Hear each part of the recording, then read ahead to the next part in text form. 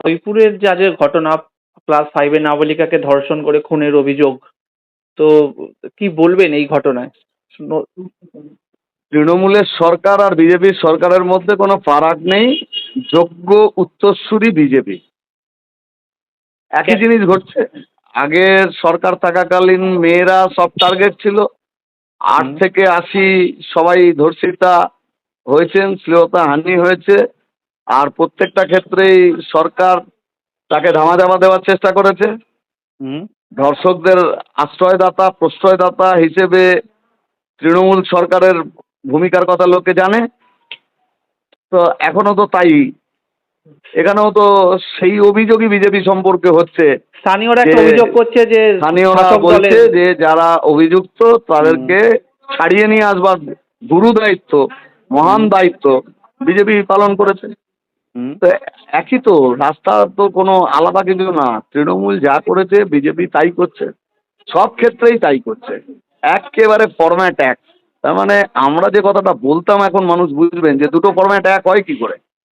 ধরুন ও লক্ষ্মীর ভাণ্ডার দিতে, অন্নপূর্ণা ভাণ্ডার দেয়। ও দুয়ারে সরকার করেছে, এ জনকল্যাণ শিবির করছে। তো ফরম্যাট এক। নারী নির্যাতনের ক্ষেত্রে ওর ভূমিকা এর ভূমিকা এক।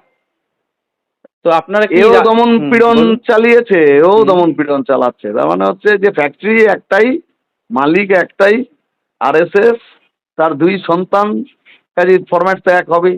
তা করছে। আমরা সেদিনও লড়াইয়ে ছিলাম। পার্ক স্ট্রিট, কামদুনি, হাঁসখালি, মধ্যমগ্রাম, প্রত্যেকটা জায়গায় পুরনো আর্কাইভ কেউ খুলে বার করলে প্রত্যেকটা জায়গাতে বামপন্থীদের লড়াই পাবে। আর আমাদের ওপরে মিথ্যা মামলা প্রতিবাদ করবার জন্য অসংখ্য মিথ্যা মামলা আছে, এ সব রেকর্ড আমাদের কাছেও আছে। তো সেই লড়াইয়ে আরজিকর মুভমেন্ট এত বড় মুভমেন্ট হলো, এর ক্রিম বিজেপি নিল, কিন্তু মুভমেন্টে বিজেপি কোথায়? আরজিকর মুভমেন্টের এখনো প্রতি মাসের 9 তারিখ পশ্চিমবাংলার নানান জায়গায় অভয়ার বিচারের দাবিতে নানান কর্মসূচি হয়। বিজেপি কোথায়?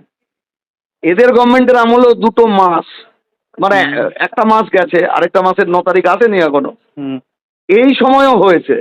তার মানে বামপন্থীরা নারী নির্যাতনের বিরুদ্ধে, সমানাধিকারের জন্য, তাদের নিরাপত্তার জন্য, সুরক্ষার জন্য যে লড়াই, সেই লড়াই অতীতে করেছে, আজকে করছে, ভবিষ্যতেও করবে।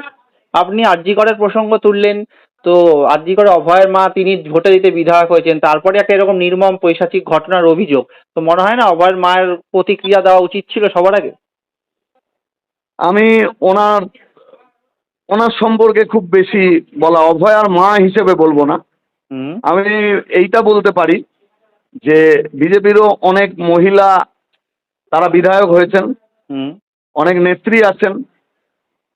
তারা সেই সময়ে একে কেন্দ্র করে নবান্ন অভিযানের ডাক দিয়ে দিয়েছিলেন।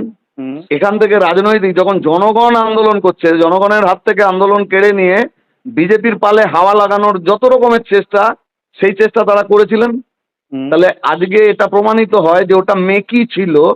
তার কারণ আমরা বারে এটাই বলেছি যে বিলকিস বানুর ধর্ষক যারা, অথবা উন্নাও হাতরস যারা ঘটায়, ব্রিজভূষণ বা কুলভূষণ, এরা যাদের এমএলএ এমপি, তারা কখনো নারী সুরক্ষা দিতে পারে না, তারা কখনো ধর্ষকদের বিরুদ্ধে কোনো ব্যবস্থা নিতে পারে না।